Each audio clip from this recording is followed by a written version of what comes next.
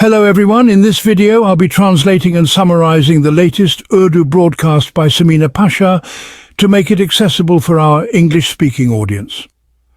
Let's go through the key developments and insights in Samina Pasha's words. The message from Imran Khan has arrived, and today he shared most of his message in the context of the incident that occurred in Wadi Tira. We will discuss this in detail. Additionally, we will update you on the whereabouts of Falak Javeed. Yes, we will also give you an update on her. Furthermore, we will inform you that a new significant individual has joined Tehreek-e-Tahfuz in Pakistan. And today's press conference by Mahmood Khan Achakzai was also quite powerful. We will talk about that as well. Also, there are important hearings in the cases of Imran Khan today, and engineer Mirza is facing a lot of tough actions. A fatwa has been issued against him, and we will discuss this too. Lastly, we will present the story of the World Bank report. There's a lot in this vlog. I request you to subscribe to the channel if you haven't already. Let's start by talking about Imran Khan's message. Imran Khan had a conversation with his lawyers and sisters today, which Halima Khan has already reported outside Adiala jail. Later, Imran Khan's full conversation has been shared in the form of tweets. In this conversation, the main focus of Imran Khan's message is related to matters concerning terrorism. He spoke about the ongoing operations in Bajar and other areas and specifically mentioned the incident that occurred in Tira. He said he is deeply disturbed by it, and his heart is heavy. He's very concerned and upset. This was also mentioned by Salman Akram Raja and Halima Khan, who said that he was very troubled and upset that innocent civilians lost their lives due to this operation. He has emphasized this issue repeatedly, and once again, in this conversation, most of his message is focused on it. Imran Khan said that he had anticipated this outcome and has consistently stated that such operations do not solve the problem. He said, "I am extremely distressed about the loss of innocent lives, including children, women and ordinary citizens, due to bombings in Wadi Tira. For a year I have been sending messages to halt operations in these areas and have repeatedly urged that innocent people's lives should not be sacrificed under the pretext of collateral damage. Such actions only escalate terrorism. First of all, Falak Javeed's whereabouts have been found, and she has been presented in Lahore today. She has been transferred to the Lytton Road police station. She was questioned all day long. Her family members were searching everywhere, and eventually it was discovered that the FIA had arrested her and transferred her to the Lytton Road police station. Tomorrow morning she will be presented in court. Now, the case we are talking about is the one filed by Asma Bukhari, for which she had requested an FIR. It involves a fake video that was allegedly posted by Falak Javeed. Asma Bukhari claimed that Falak Javeed initiated the post. However, Falak Javeed's defense is that the video was already made, and she merely commented on it before deleting it later. But Asma Bukhari took this matter to the Lahore High Court, and now Falak Javeed has been arrested.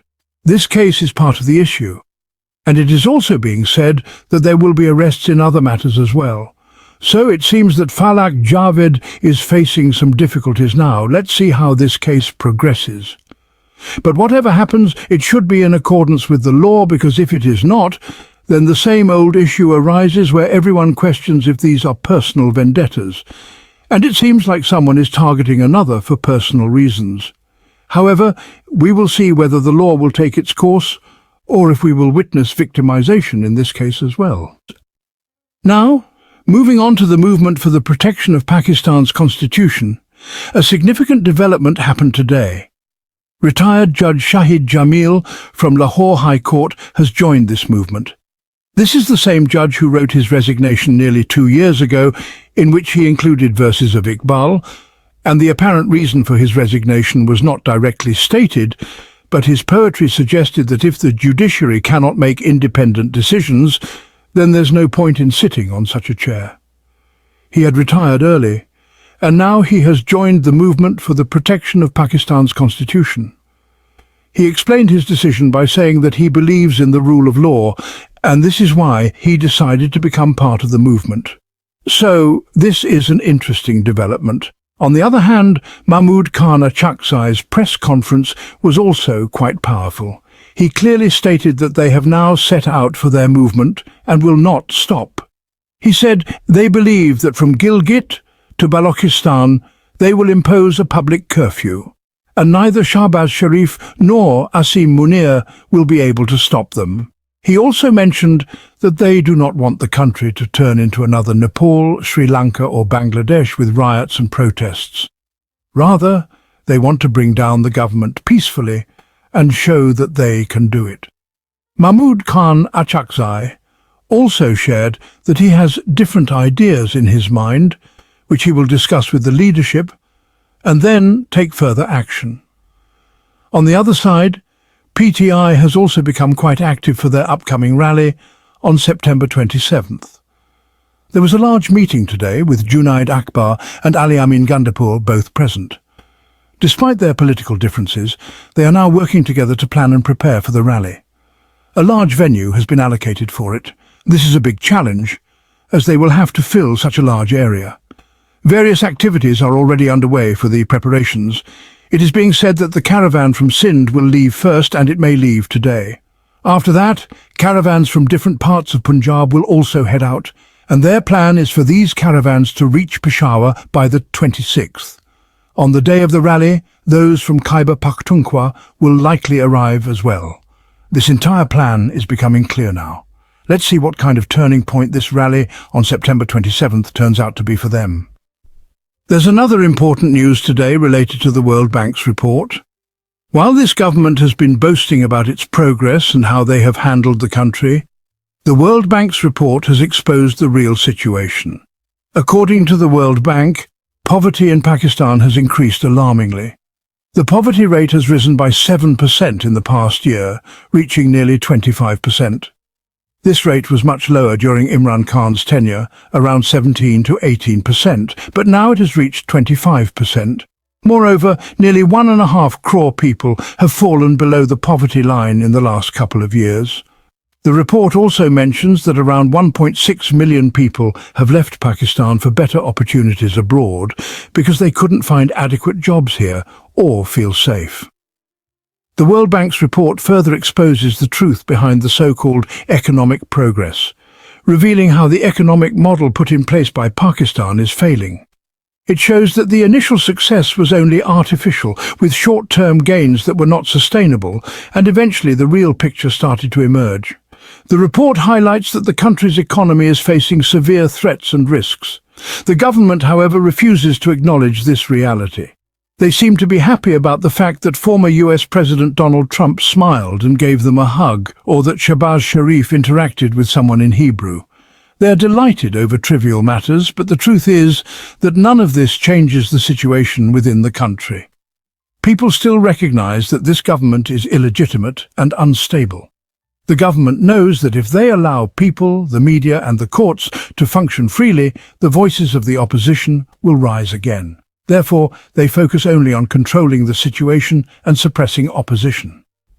On the other hand, regarding engineer Mirza Sahab, who was also arrested, and the news related to his case, it has now been revealed that the Islamic Ideological Council has issued a statement regarding him.